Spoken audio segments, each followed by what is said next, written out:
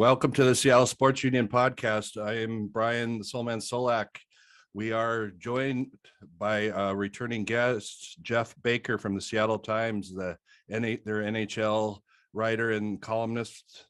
He covers the Seattle Kraken. Welcome back, Geoff. Hey, great to be back on, guys. Appreciate coming on, man. We talked to you 6 months ago, and we briefly talked about you're coming out with a book called Rising from the Deep. It's supposed to come out in November. Will you tell us and our fans about it? Yeah, it's coming out November 1st. It's going to be it's partially a hockey book, partially a sports business and political book. It's about all the years-long steps that it took to get Climate Pledge Arena renovated and to get the Seattle Kraken hockey team to Seattle. And when I talk about years long, I'm talking about going back to the demise of the Seattle Supersonics, sort of the events that led to that happening, the history of Seattle sports and subsidies for public arenas and public stadiums, and just basically the inside stuff about some of the political battles that took place here in the city. I mean, we had a rival arena project that was started up by Chris Hansen that was supposed to take place in the Soto district next to T-Mobile Park and next to Lumen Field. That didn't happen, but it nearly did. There were a lot of things, a lot of issues that led into that. And so it's really about that, really about the rise of the Oakview Group, how they kind of rose out of the ashes of the Soto project when that failed, and then some of the obstacles that they had to overcome. Just winning over the population here in Seattle and some of the politicians in order to get Key Arena privately renovated for $1.2 billion, which when you look at it, that's arguably the best sports stadium or arena deal probably ever done in the history of North American sports. There's not too many that come around and offer to take an aging city-funded relic that Key Arena was, even though it was profitable. It was going to need hundreds of millions popped into it for it to stay profitable very much longer. And they basically spent $1 billion too. You don't see that happening anywhere around the country. You've seen other private arenas built, but a lot of them were mostly from scratch. They weren't taking a problem off a city's hands and giving them the equivalent of a brand new facility. And I think that a lot of that got lost in a lot of the debate we had here in Seattle about what the right arena path to be taken was. And I understand it, I get it. There's a lot of emotions about the Seattle Supersonics and when they're going to come back here. And there were people that didn't trust that was going to happen if you renovated Key Arena, which is what they did. And a lot of people wanted the Soto project to happen. And so the book kind of examines all of those things. Okay. What made you want to write the book? Is this an idea that came to you, or did someone approach you, or? Yeah, I wish I could say it was all my idea. I wanted to do some kind of a Kraken book, and I had a relationship with Triumph Books in Chicago. I had done a Sounders book with them a few years ago. And I approached them, said, hey, you want to do some kind of a project? And they had read a lot of my stuff about the arena, about the Soto project, about the battles to get an expansion team here. And they thought they really liked that. I mean, I have years worth of sports business columns and articles about the situation. And so they took a look at that and they said, why don't we make that into a book? We think it's going to sell nationally. And I had thought about doing a book on this for a long time, but I mean, I had always thought there would be mostly local interest in it. I hadn't really thought of it from the perspective of trying to educate people about the history of Seattle, not just in sports, the history of Seattle in general and how the city came to be and sort of the mindset that exists here, which is unique. A lot of the Pacific Northwest dynamics pretty unique to this region. And we pride ourselves on that here. And I wanted to try to explain that to the rest of the country. And so they kind of guided me along and gave me an idea of what they were looking for. And I actually thought it was a really good idea. And I had never really thought of it that way, that it could have a broad national appeal. And so that's how I wrote the book. I wrote it for people that might be a sports fan sitting in New York City that has no idea about Seattle sports or the history of it. And so that's what I wanted them to know. And in a lot of ways, it's the story of the Leiweke brothers, Tim and Todd, as well. I mean, Tim Leiweke's been one of the most successful arena builders in the history of arena building and stadium building, just from his time when he was chairman of the Anschutz Entertainment Group. And so that's never been chronicled before. So I had a lot of access to both brothers for the last 5 to 7 years. And so I wanted to definitely trade off with some of that within the book. And I was very happy that Jerry Bruckheimer agreed to write the foreword to the book. I asked him on a whim, I said, hey, by the way, and I never thought he would say yes. And he did me a real solid. I mean, I grew up watching Jerry Bruckheimer movies as a kid, even starting with Flashdance 40 years ago. And I never thought in a million years that his name would be up next to mine in print somewhere. So I got to say, I'm really thrilled with that. And that is him helping me out and not the other way around. So that's very cool. How exciting. We can't wait to read that as well.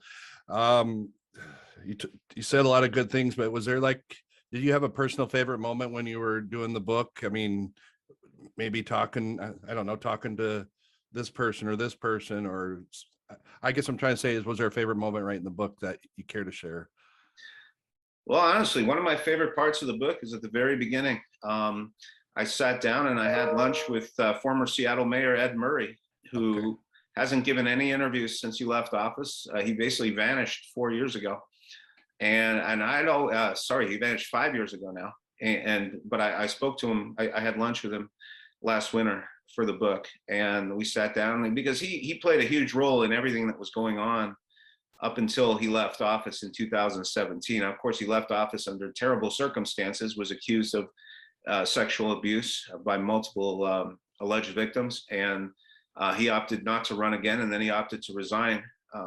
And so, you know, very interesting circumstances, was never charged criminally, was never charged, was never successfully sued by any of these people. And yet, I mean, he's obviously finished as a politician. So I thought that story was fascinating to begin with. And I weighed all the pros and cons of talking to him. And I decided eventually, hey, I can't not speak to Ed Murray about this. He was in office throughout the most turbulent times of the entire arena debate that we were having here.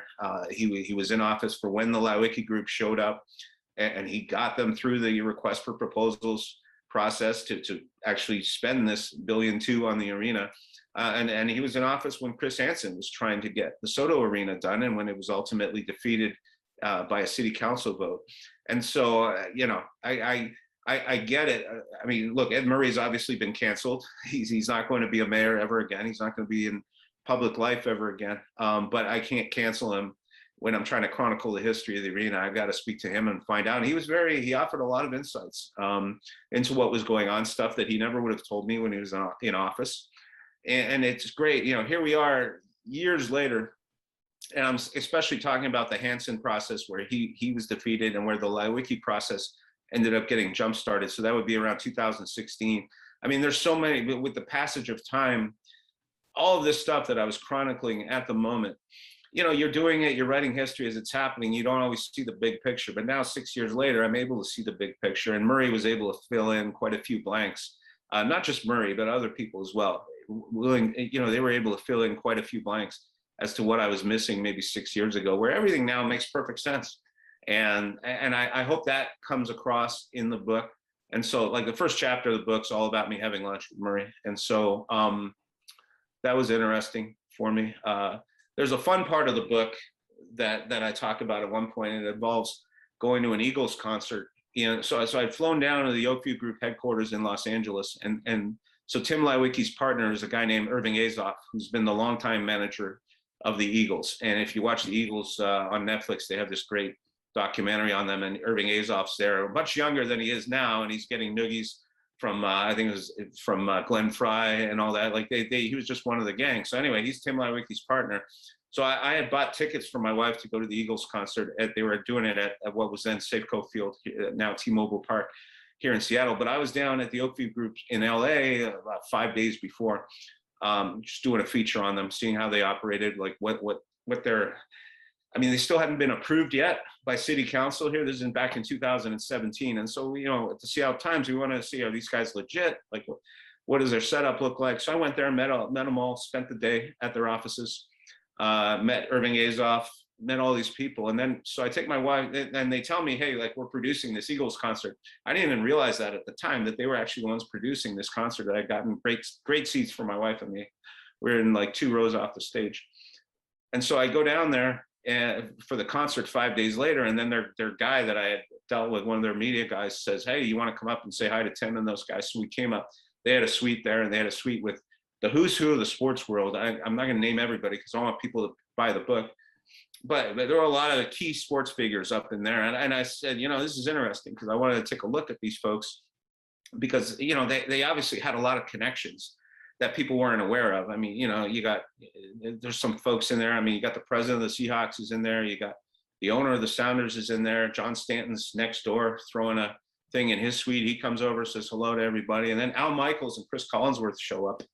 Oh, wow. Because they're doing Sunday Night Football, and Al Michaels, a longtime friend of Tim Lewicki's, and so got to meet those guys very quickly. And then at one point, Tim Lewicki's nephew, fun guy named Dan, who's now a vice president of the Kraken, he says, "Hey, everybody, you want a tour down there? You want to come down to the floor?" And so everybody follows him down to the floor. This group of about a dozen people, and nobody knows that it's not really an authorized tour. Because Oakview Group doesn't own Safeco Field or anything like that. They're just kind of renting the venue out with Stanton. They're producing this. And so he just leads these guys down to this impromptu tour on the floor. We're walking right up to the stage. I walk right by the seats that I had paid for my wife and me, which we were supposed to be sitting in. And we're standing there for like 2 seconds, and Collinsworth's like 6'5". And so before long, the people start complaining. The ushers come over, they throw the group out. And so we move to another section. And Dan Lewicki's just leading everybody all over the place. We're getting thrown out of every section by every usher. And meanwhile, so my wife and I say, "All right, let's go back. We're going to say goodbye to Tim and actually go sit in our seats." And then we see Al Michaels stumbling around, trying to figure out his way back because, we're in this crowd of thousands of people. He's trying to figure out his way back to the suites, and the elevators are kind of tucked behind a corner. And so he's having a fun time though, having a great time, and go, "Hey, Hal, what's going on?" He goes, "I'm lost. I have no idea where I am." Well, this is great. And so we take him back to the suite, get in the suite elevator. And here, I'm gonna be very egotistical here. So my favorite part is I haven't been back. There's been 3 times I've been back to Safeco Field since I covered the Mariners 9 years ago, and that was one of them. And this is like 4 years later. So we walk into the elevator in the suite. So it's me and my wife, Al Michaels, and one other person. And the suite operator, the elevator operator, she goes to me. She goes, "Geoff, you might not remember me. I'm whatever, but I love your stuff." And she's like talking to me. Meanwhile, Al Michaels is standing right there. And like she doesn't recognize Al Michaels. And so that was a fun part. And then I go at one point, "Hey, do you know who Al Michaels? Here's Al Michaels from." So yeah, that's the one and only time that's ever going to happen, when Al Michaels and me are in the same elevator. And so that was fun. I didn't include that last part in the book because I don't want people to shut the book and throw it away at that point. We wouldn't. I tell the story about that night. And so what was important to me about that night wasn't, because honestly, the seats that I paid for were better than that suite that I got to spend a little bit of time in. Yeah. It was way further away from the stage. But the important part of that, and I was writing a story on them, was just to see the connections that they had. And that told me right away that these guys are serious. These guys are not bit players. They have friends with every team in the city. And so I knew right away, you're not going to get opposition from the Mariners about building a stadium that might compete for revenues with theirs. You're not going to, and it also told me, like, they were on such good terms with the Mariners that they were probably going to go in on a Root Sports deal at some point, because the Mariners own Root Sports. So, but the takeaway I had from that evening was it's game over, because at the time there was still talk that they might get a Soto Arena proposal back on the table at council. I mean, they were still fighting to have it. The Hanson Group was still working on that. But I knew right away that there's no comparison between these two groups, just in the relationships that they had. And I saw that firsthand. So that was my big takeaway. So some of that's in the book too. Okay, appreciate that. Yeah. Sorry, I just ate up half the show. No, you're good. Where can we buy your book? Tell us where. Well, I'm going to be standing on the street corner. They sent me about 50 extra copies here, so I'm going to stand there, stop traffic, sell them for $10. No, they are. You can get them anywhere. You can Barnes and Noble online. You can get them online at Amazon. It's all pre-order. So once November 1st comes along, that's when they ship it. Okay. And then you can buy them. I mean, it's supposed to be at every, all the big bookstores. I'm doing an event on, I think it's November 9th, I want to say, at Third Place Books up in Lake Forest Park. and I'm gonna be really mad at myself if I got the date wrong. I believe it's on a Wednesday night. So You are correct. You are correct. November 9th. Okay, great. So that's what I'm doing that. There's other stuff that they're arranging, but that's the one book. That's one book signing. There's gonna be more. So third place books, you can get at Barnes and Noble. You can basically anywhere you buy fine books, and in other fine goods nowadays. Are you going to take a book tour? Do they have that in the plans too? Yeah, I mean, I want to. I'm spending a lot of time on the road with the hockey team, and some of it in Canada, where there's always going to be demand. Some of it in my hometown of Montreal, where I'm sure that there's going to be some demand for it. So we're trying to arrange a bunch of stuff like that. Okay. I pre-ordered mine back in April when we talked to you, so I can't wait. I know I felt like telling you back then, man, you're gonna have a long. I mean, it seems like forever ago that I finished this thing, but it's just with the pandemic, shipping delays and everything, they really had to get everything done like 3 months earlier than they normally would, just to make sure it all arrives on time. But I've seen copies of it. Actually, I have one right here. And oh yeah, I think it looks. I mean, there's something when you write something on a computer, it's not the same thing. Yeah. As when you actually see it in a book. And absolutely. So I don't know if I'm allowed to show these props on the show, but I didn't sign any waivers or anything. So but that's awesome. How exciting. Oh yeah. It is exciting. And the other, like I said, there's Jerry Bruckheimer's name right up there. Oh yeah. So that's a thrill for me. And I'm not going to pretend otherwise. I've met a lot of celebrities, but I mean, this guy's a legend in the movie industry. And so for him to want a huge hockey fan as well. We were talking for a while about, I collect hockey cards quite avidly. And he used to collect them as well when he was a kid. And so I collect some of the ones that he used to collect when he was a kid back in the 50s in Detroit. So he grew up a big Red Wings fan, and he used to sit up in the bleachers basically with his dad. And they weren't a very wealthy family, but they got whatever seats they could get. Kind of like me when I was younger, we'd take whatever we could get to go see Montreal Canadiens games in Montreal, and the games are always sold out either there or in Detroit. And so now that the fact that he's an owner is a really big deal to him, just because it's come full circle. Even with all the Hollywood success, I think owning the hockey team was a huge deal for him. Awesome. Before I ask a few Kraken questions, I do want to mention that even though I should be promoting our podcast, but you were on Seth Everett's Sports with Friends this week or within the last week, and I heard bits and pieces of it, but he's a friend of the show. And I mean, great stuff. I mean, how'd you feel that interview went? Oh, I thought it went great. You know, it was, I've known Seth for a long time, just back and forth. I didn't really get to meet him when he was here because he left Seattle before I did.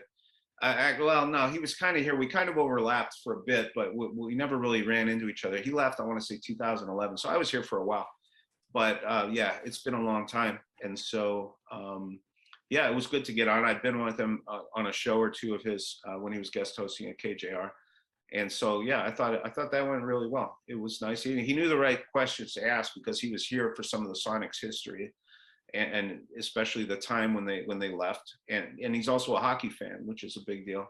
It's good. You know what? We need more like longtime hockey fans here in Seattle. I think in the media, I think that we're missing some of that. I know Mike Salk over at 710 ESPN. I know, or whatever they're calling it now, Seattle Sports. Seattle Sports. Thank you.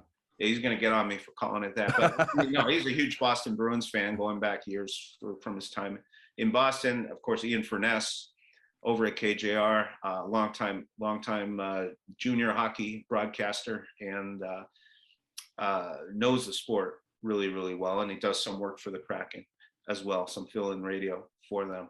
So he, he's big. But other than that, we're kind of missing some of those lifelong people who know hockey here in the media. So yeah, it was nice to talk to Seth Everett because he's a longtime New Jersey Devils fan from out in New Jersey, so he knows the game. How do you just say that? So how do we change that and get these, the Seattle media involved? I mean, and the fans more involved. I mean, how do we change that? Well, we don't have to change it. Who has to change is the team. Okay. Team has to be better.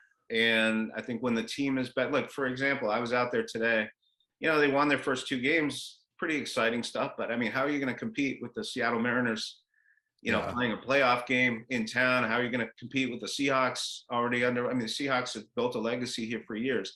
So the Kraken's legacy is one season where they're the third worst team in the league. So that's not going to get the media out there to cover your morning skate. I was out there today. There was me. There was a handful of bloggers, and that's it.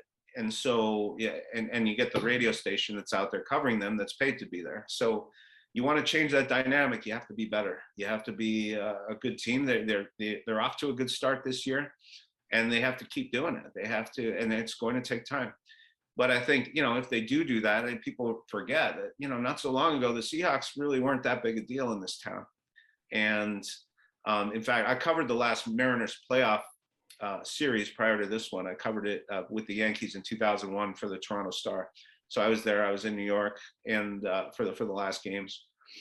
And that was a heck of a long time ago. But people forget what a baseball town this used to be. And back then, the Seahawks hadn't yet gone to their first Super Bowl. And so they were kind of the number 2 team in town. Even though we consider ourselves a football town here, we're more of a fair weather town sometimes with sports. We go with whatever's hot. And, and it switched. Obviously, it became a Seahawks town the last decade, and deservedly so, because they actually did what it took on the field. You have to earn it sometimes, and I said this, I got the feeling at times last year that the Kraken thought the media was just going to show up and cover them because they were here. It's like, hey, guys, we're here. Come cover us. And it's like, no, not really. You have to actually earn some respect locally. And I think when that happens, you're going to get more and more people following them, coming out to give them coverage. The Seattle Times gave them coverage. We were out every game on the road last year, and we've hired 2 reporters to cover the team. There's myself and Kate Shefty, who just came here from Colorado, and she's going to be doing about a third of the road games this year, and we're going to be splitting some home duties. But so our paper's doing its part. But if you want everybody else in town to come out and start doing that, and you want us to keep sending 2 reporters out there, your team has to get better. If you're going to be a last place team and the 4th best, 5th best team in town, we don't have somebody following the Sounders around every single road game. I mean, things can change. So, you got to earn it. And the Sounders are a team that have won championships, multiple championships. And that's, so Kraken, they are a major pro sport. Major League Soccer is not a major pro sport yet in this country. From a global perspective, the NHL is. It's the 4th best of the major pro sports. But if you want us to keep treating you that way, you got to show that you're a major pro sport on the ice as well. And it's going to take some time. They've got a chance now. From everything I hear, for their home opener, they've made some major changes to the in-game entertainment product, which is good, because I thought it was lacking last year. And for the ticket prices they're charging, they could have had a much better in-game show in the arena, off-ice entertainment, that kind of stuff. And they had a bit of an excuse because of COVID last year, but there's no excuse this year. They really have to ramp it up. And they are, from what I've told, they're really trying very hard to ramp that part of it up. And so, the more they ingratiate themselves to the community here, I think the more media will come out and cover them. And I think then you'll get it'll take time, but then you'll get media that become ingrained in the sport of hockey. I mean, I grew up watching it. I've been watching hockey, the NHL, for 45 years, but I grew up in Montreal, so probably more than 45. It's probably been about 40, almost 47 years now, from when I was a little kid. And when I was a kid, all through the 80s, I watched every single game that they played that I had a chance to on TV. Not all the games were televised back then, but when they weren't on TV, I was listening on radio. So I knew everything about that team, knew everything about the league. There's a little bit of a difference, though, when you cover it professionally. And so I think that's part of a learning process for me as well. But the difference between me and some of the other folks is I have the background in my head. There's stuff I've forgotten about from 40 years ago that nobody in this market's even thought of. And so, I mean, that's just the way it is. I didn't plan it that way, but when when you grow up in that environment, that's the way it's going to be. And so it's going to take time for them to build that up. They have it in other cities. They have that in all the Canadian cities, and they have it in some of the US markets as well, but they don't have it here yet. And hopefully that changes. Okay. Their 2022 first round pick, Shane Wright, made the team. Was that a good move by the Kraken, or should they have optioned him down to get some playing time? No, it was a good move by the Kraken. There's absolutely no benefit for Shane Wright to go back to junior and just beat up on a bunch of 18-year-olds. I mean, that's not going to help his development one bit. the difference with Matty Beniers last year, going back to the University of Michigan, is he was playing against guys who were in their 20s. He's playing against grown men. He was going to play for the U.S. Olympic team against grown men. And he only did it for 1 year. Beniers is only 19 now, so he played his age 18 season against those guys, which was a notch above. Well, it's up there with junior. It's not quite a junior season, but he wanted that experience. I think if the team had its struggles, they would have had him in there last year too, but they weren't. They really had no leverage to force him back here, and I think it helped Beniers. Wright hasn't had that experience, so Wright doesn't have that option of going to college now and having that kind of an experience. But I think he's going to learn more sitting here and playing every other game for the Kraken, and then he was out on the ice this morning. I don't know that he's going to play tonight, and right now we're doing this on a Saturday I don't know that he'll play in the home opener from what I saw, but he was out there doing a lot of extra work after the official practice was over with a handful of guys that were out on the ice, and so that's where he's going to learn. He'll get more experience doing that with professional athletes all around him all year long and being in this environment than he will going back to junior and scoring 50 goals against a bunch of kids that can't keep up with him. I mean, that's not going to help him at all. So Will Borgen had a very I can't talk anymore. Similar experience with the Kraken last season. He's a young guy, hadn't really played much in the NHL, and they kept him all year. And they were afraid to send him through waivers because they knew he would get claimed because he's too talented not to. But they kept him here all year. And his development didn't really suffer from it. He spent most of it in the press box, but he did play from time to time. And then he learned when he was at practice. And now he's out there. He's a regular on their third pairing. And he looks pretty good, but he knows he's hungry. He knows what it takes to stay in this league. And Shane Wright has had a great attitude, I think, since camp began. I haven't seen anything amiss. I know there's been some blogging reports that he sat in front of a Zamboni and tried to, I mean, that's ridiculous. That stuff's ridiculous. So I haven't seen anything negative come up or heard anything negative about the guy. I think he's got a great attitude. I met his parents. They seem like great people. Seemed like he had a really nice upbringing. And so I have no reason to believe there's anything that's going to go wrong with the way that they're bringing him in slowly at this point. Awesome. They got a lot of new faces this year, to me anyways. I mean, can you give us one new face that would be like a pick to click who's going to do well with us this year, do you think? I've always thought Oliver Bjorkstrand would be a guy, obviously, but the guy that's really impressed me so far has been Justin Schultz, who was kind of an underrated signing that they did. It was like a second tier signing, a defenseman, right-handed shot defenseman. They've needed more of those. They're a rare commodity in the NHL. I think only about a third of the defensemen skew right-handed. Most of them are left-handed shots. So by taking him, it gives them a much different look on their power play. Last year, they had two lefties that were kind of coordinating the power play, Mark Giordano and Vince Dunn. They still have Dunn now, and he's kind of the guy running the second power play unit. But now the first one, they have Schultz from the right side. And so it just gives you different options, different player personnel you can use. You'll notice Matty Beniers sets up in the right circle now. He's a left-handed shot, but the best one-time shots, if you're a left-hander, are going to come from the opposite side, believe it or not, the right side, because it takes less time to get the puck to you, and you can actually fire the puck at the net at a much better scoring angle than if you shoot it from your regular side. So it's confusing, but if you're a lefty shot and you're a one-timer on the power play, you'd probably be better off being in the right circle and shooting from the right side than from the left side. And so that's how they're setting it up now, because they've got a right-handed D-man that can run the point from the left side. He can get the puck much more quickly to Matty Beniers. And you've seen Beniers has already been a threat on the power play. The power play looks much better. So I think Schultz has been a huge addition for this team so far. And on regular 5-on-5 play, he's good at moving the puck out of the zone quickly as well, which they need to do more of. Awesome. I know we're getting near the end, but I got a couple more quick questions. Sure. Your preseason ranking, you ranked them the Kraken number 20. I mean, and then what I read on the Athletic, they think that the Kraken have the ability to cause disruption in the Western Conference. I mean, what are your thoughts? Are there going to be some big upsets this year, do you think? Well, I'll tell you what, I already moved them up to number 17 in my latest power rankings in the Seattle Times after. It's just actually going to run in print on the Sunday, but it ran online yesterday. So I've moved them up to 17 already. I like what I saw against LA. I like what I saw against Anaheim. They should have won both those games. And so that means they can compete and Los Angeles was 39 points better than them last year and made the playoffs. So they went into LA and just laid a good thumping on them. And so that shows me they can play with the playoff teams. And I honestly think that they can challenge for a playoff spot for a good part of the year. And you never know. The longer you hang in a playoff race, and I've learned this in pro sports, and you saw this with the Mariners, you know, they were terrible to start this season in baseball, but they hung in there long enough, and then they started to win. And when you start winning, you believe you can actually win at times. So if the Kraken actually get to the month of February within sniffing distance of a playoff spot, and they actually think they're good enough to get there, you never know. I've seen stranger things happen. So I would probably, you know, to start the year, I gave them about a 25% chance of making the playoffs, I would say. I don't know. We'll see. We'll see what they do with the Vegas Golden Knights and some other teams they have coming up in their first week or two. And then we'll have a very good idea where they stand against some of the better teams in the league. So far, I like what I've seen.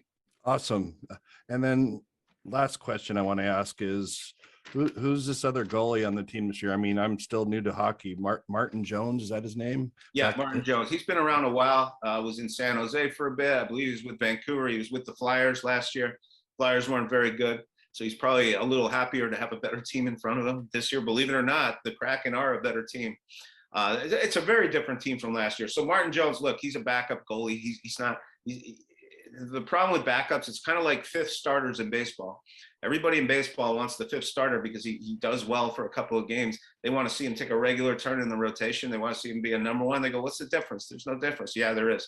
Difference is you start pitching your fifth starter on a regular rotation, they're going to start to revert from being very good to being a fifth starter like they're supposed to. And the same thing with backup goalies. There's a reason they're backups at Martin Jones's age. You start playing him 50 games a year and you'll see his numbers start to decline, I would think. But using him in a spot start, using him like they did the other night, look, I don't think he was spectacular in the win over the Kings, but I do think the one thing I liked was he didn't make any mistakes. He didn't make a blunder that's going to cost them the game. And some of the best quarterbacks in football are the ones that can manage a game that way. You know, they're not going to throw 5 touchdown passes, but they're also not going to throw that stupid interception right when your team's about to grab the momentum and just kill everything off. And so there's a difference. So sometimes that's all you need in a goalie. And if the defense plays well in front of you, you just need a guy who's not going to mess everything else up. And, you know, Philip Grubauer, he didn't do that well in the opener. He didn't make any egregious mistakes, but he also didn't make any big stops for the Kraken either against the Ducks. And you know what? They're paying him $6 million. I think they expect more. And I think that's a reasonable thing. They expect him to make a big save every now and then that he's maybe not supposed to make according to the stats, but you know, they would have me in nets if I'm only going to stop the easy ones. So they don't. They expect him to do a little more. Martin Jones did that the other night. He didn't allow any freakish goals that were going to kill his team's momentum. He kept them in the game. Did all right, you know. And sometimes that's all you need. You just need to be okay. Okay, good. That's great news for me to hear because, like I said, I'm still learning. But yeah, no, I mean that's it. Look, they're not going to win the Stanley Cup this year, but I think from what I've seen and from what was expected going in, they're going to be a lot more entertaining. They're already more entertaining to watch. There's nothing more frustrating in hockey than watching a team take 40 shots to score 1 goal, and then the other team comes back and takes 1 shot and scores a goal on their third try or something like that. That's what the story was for them last year, and I don't think that's going to be the case this year. So, all right. Well, we appreciate you coming on, Geoff. Where can we find you on social media? You can find me at God, what is my social?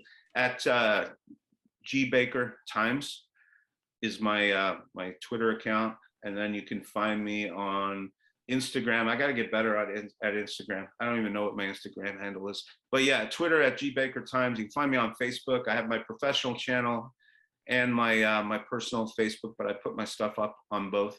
I don't even know what the handle is on that. I should probably know better on That's that. all right. Yeah, sorry. No, you're good. And once again, real quick, tell our fans where they can buy Rising from the Deep. You can buy it at Amazon. You can buy it at Barnes and Noble. You could buy it. I mean, look, just Google the title, and there's a million other websites for books where you can get them at. Goodreads.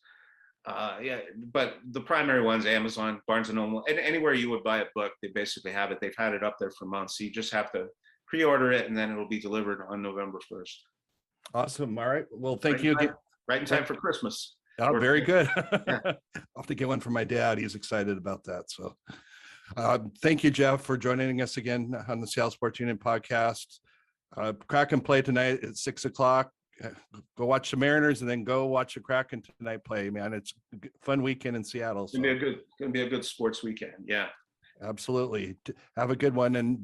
And we will have this posted on our Facebook page and our Twitter, and we'll let you know when it's on. So thanks again, Geoff. Sounds good. At least you know your Twitter handle. Hopefully. Hopefully, yeah. You can tell me mine if you look it up. So no, all right. All right. Go Kraken. Have a good one. All right. Take care. You too.